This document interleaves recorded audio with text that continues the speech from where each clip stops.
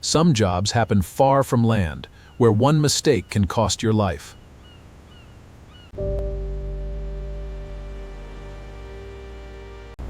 I'm Daud. Today, I'm becoming a saturation diver.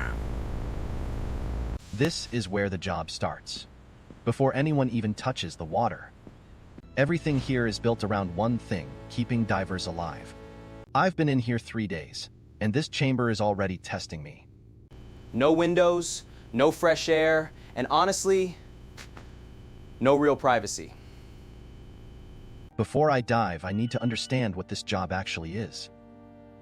We inspect and repair pipelines, valves, and structures deep underwater. This is where they sleep, right here, for weeks. It's not just a workplace, it becomes your whole world. The opening question. Why would anyone choose a job this extreme? The money helps, but you need discipline, patience, and trust. That answer made the job feel very different. Thank you for your time.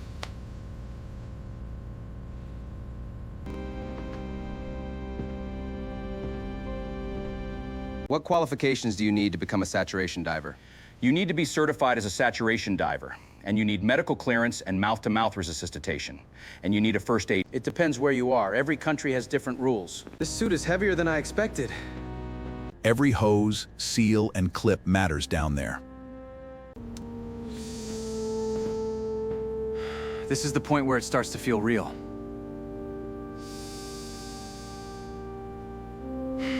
The bell is what takes divers from the vessel to the ocean floor. The light fades fast, and the ocean starts to feel endless.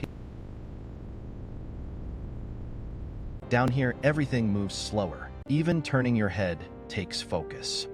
Stay close to the line. Visibility is dropping.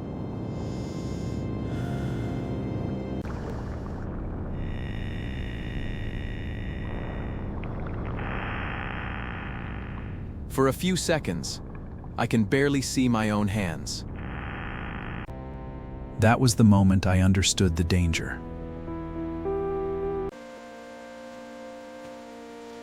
Now I understand the money. They're not paid just to dive.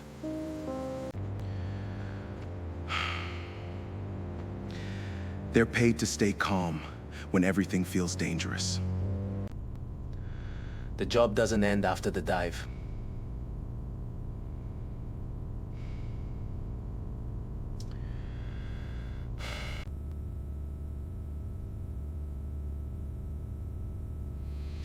Now comes decompression. More waiting. More pressure.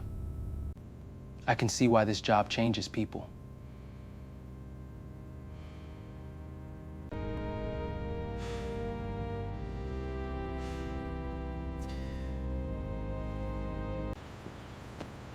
The money is incredible. But now I understand why so few people choose it.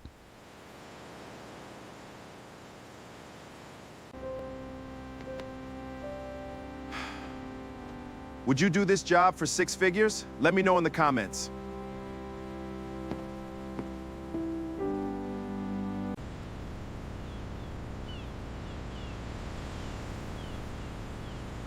Until the next job, take care.